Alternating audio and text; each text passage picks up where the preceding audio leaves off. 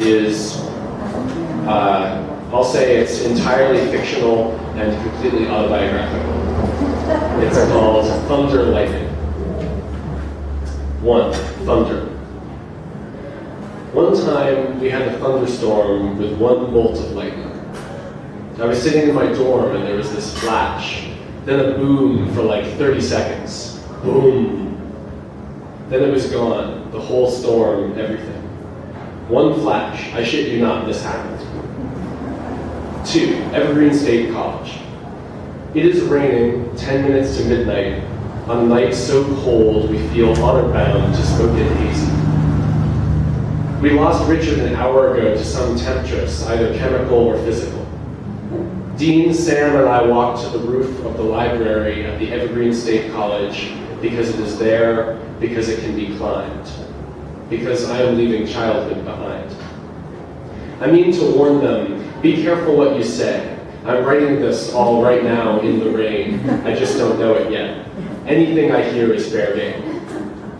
But somehow the words don't make it out, and meanwhile Dean is telling a storm story. Like a ghost story, but starring the systematic litany of a gale, a tale of one man against rain.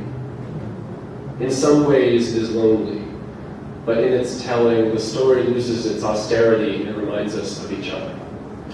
3. Announcement, scream from rooftop. I'm 18! 4. Odyssey. Later, soaking, I walk to my car to find a change of clothes. The lights fog my glasses, rain stains the page. I want to walk it alone, to enjoy my protracted step, my birthright of evolution, the decisive clicking of my sneakers on the pavement like oars sinking into the Mediterranean. I am a man now, and a man goes on foot and finds his destiny. Needless to say, this gets me very lost. 5. Some persons I encounter along the way.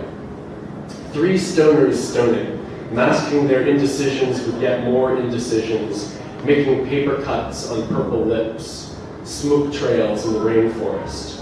They tell me nothing is real, man, and for a while I believe them because I come upon 2 freaks freaking, who, flashing their rain-studded fins, whirling their washing machine scales, flushing with the holiness of being alive, of living, which, as any fool or college kid knows, are 2 different things.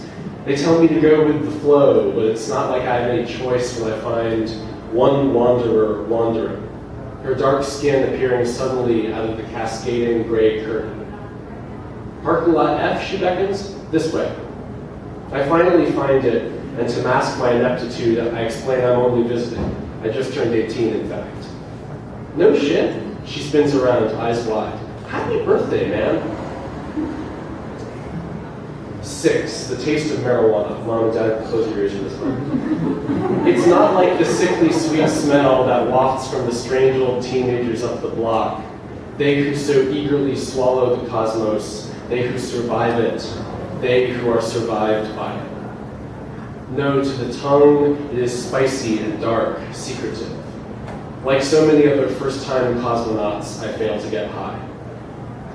7. Reunion. Apparently the length of my absence perturbs Dean and Sam because they track me down in parking lot F. Just checking in, they say, just making sure.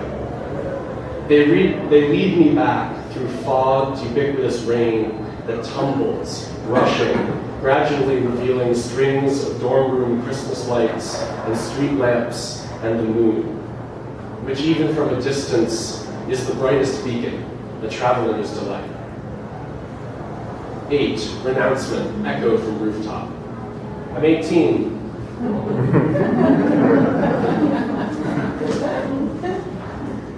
Sorry. 9. Lightning. This would be a great place to watch a thunderstorm. Dean pauses, looking around, looking at me, looking at the sky. It continues to rain. On the far side of the roof, a couple holds close their strangeness, their redemption.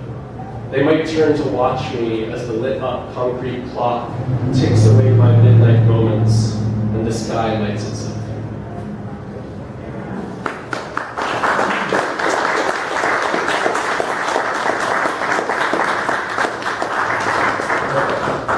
this is a brand new poem. I just wrote this like a week ago and only edited it into something like coherence like a couple days ago. So this is called Charles River Equation. If the last poem was a flashback to a semi-fictional event, this one's a flash forward to a semi-fictional event in my future. Charles River being in Boston, where I'm going to be going to school. Charles River Equation. Pepper being sexy, shoelace being droll, arithmetic being sexy also, but without breaking a sweat. Effort expended, explained my professor, shooting soppy smiles at the smartboard, equals knowledge gained. Unconvinced, we flopped on the sandbank of the drooling Charles River, perennially testing the water. You swam, but no one else liked the feeling of impermanence. Then the afternoon stretched and shivered, shadows without shade. Every day, it turns out, is a waste of makeup, especially when you can't recall your lessons or the feeling of your face. I would never, ever presume to know you better or worse than anyone else, because your shoelaces are tied together, and my professor made me promise not to associate with the trippy. Which reminds me, next time you go swimming, forget everything, especially your clothes, sell your house, buy nothing on the way to the Charles. I would much rather know you without the makeup. Please let me add a little pepper.